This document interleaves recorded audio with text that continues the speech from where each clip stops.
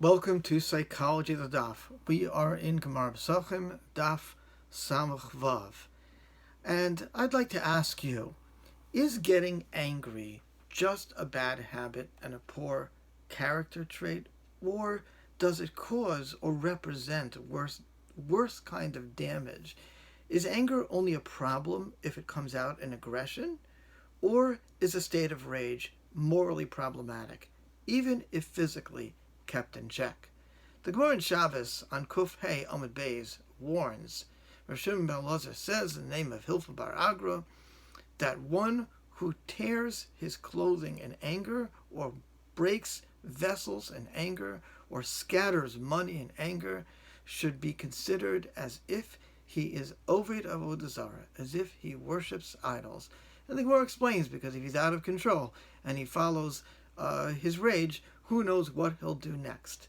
Now, it would seem from that Gemara that the Gemara gives examples that involve physical and aggressive action, not merely being upset in your mind, but physically taking action. It would seem that the Gemara's requirement for it to be morally unacceptable is to lose control and be compelled to behave in an out-of-control, physically destructive manner. However, the Rambam in Hilchos Deas Perek Beis Halacha Gimel would appear to disagree. The Rambam says as follows, and I'll say it in English: anger is an extremely evil tendency, and it is proper for a man to remove himself as much as possible. One should teach himself not to get angry, even over a matter which befits anger. The sages of ancient times said, "He who yields to anger is as if he worshipped idolatry." Now that's an interesting formulation, because missing from the Rambam's formulation is breaking anything, tearing anything, scattering anything. He just says get angry. So not only is it seems to be a departure from the Gemara, the question is, what is the Rambam's source? And different commentaries are puzzled by this. I believe that the source to this Rambam is hidden in our Gemara on Amud Beis and Rashi's question. Here's what the Gemara on Amud Beis says. The Gemara describes a scenario that happened between Eliav and David, his brother, and why, in the end, David was chosen over the other brothers, and specifically over Eliav. So basically the Gemara says that someone who is angry, even if he is destined for greatness and is worthy in Hashem's eyes, loses his stature.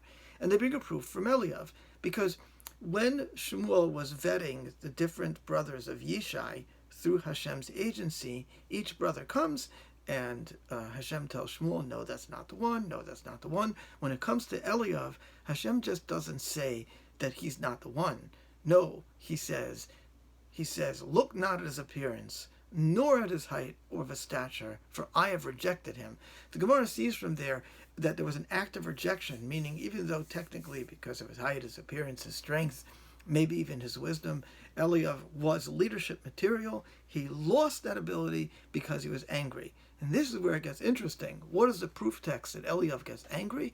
So the quoted incident that happened in Perek Yud Zayin, one chapter further, after already David was chosen by Shmuel and anointed, there's a situation where Eliav speaks down and condescendingly and contemptuously toward the young David. And Rashi over there raises a question, Rashi in the Gemara raises the question, how could you say that Eliav lost his ability and was passed over to be the anointed one over David for losing his temper when the incident where he lost his temper occurred later chronologically?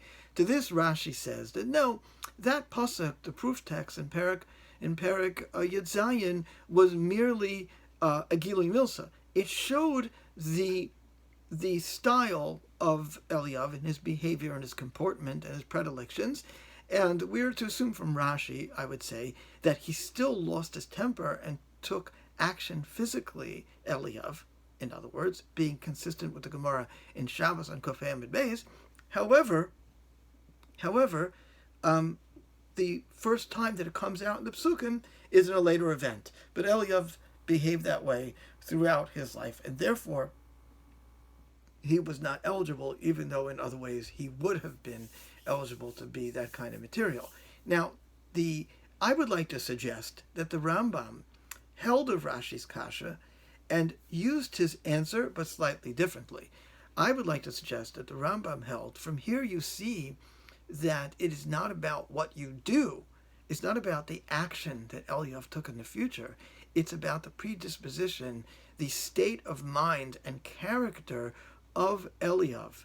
And so the story that happened in Perek Yud Zayin is a Gilui Milsa not to Eliav's behavior, but to Eliav's comportment and to his state of mind. And that lack of moral ability was the problem that deprived him of leadership. And therefore, the Rambam says that it's lav dafka, that the Gemara in Shabbos requires action. It's just giving an example of the kind of anger that compels one to act in such an out-of-control way, even if they do not act out, is still considered an idolater. That would be how the Rambam would read the Gemara in Shabbos. And there's a really good proof that this is the source of the Rambam, because indeed, in Hilchos Deus, the Perek Beis, Halacha Gimel, the Rambam also quotes our Gemara and quotes the whole idea of leadership and that you'll lose your prophecy and you'll lose your wisdom if you engage in being angry. Which brings us to another proof to this as a source of the Rambam's teaching, because the commentaries bring up a very basic question, which is, if the Gemara taught us that Eliyav lost leadership because of his anger, and just before the Gemara taught us that Moshe and Elisha lost their ability to be wise temporarily, or their nevuah temporarily, respectively, because of them having gotten angry, why did not Elisha or Moshe lose their leadership like Eliyav? And different answers are given, but I believe the Rambam would say that here's the answer. The Rambam would say that his position about it not being based on the actions, but being based on the state of mind, also can have a leniency. Meaning, according to the Rambam, if for a moment or momentarily a person loses it and gets angry, that may or may not be a commentary on their overall state of mind and their overall predilections. Therefore, Moshe and Elisha, they got angry, they temporarily forgot their Torah and lost their nevuah, respectively, because of something that happened momentarily. They did not lose their leadership because their losing their temper at that moment had nothing to do with their overall character and their overall predilections. On the other hand, Eliyav, who lost his temper later on, didn't even happen at the time that he could have been chosen and David was chosen over him. Eliav's matter of anger was a matter of character and a matter of predilection, and that was morally reprehensible and morally problematic to the even greater extent, even though no action was taken. And that is the source for the Rambam to say that one who gets angry, i.e., one who is so angry that it is a part of their very character, those people are as if they are worshiping Avodah Zarah.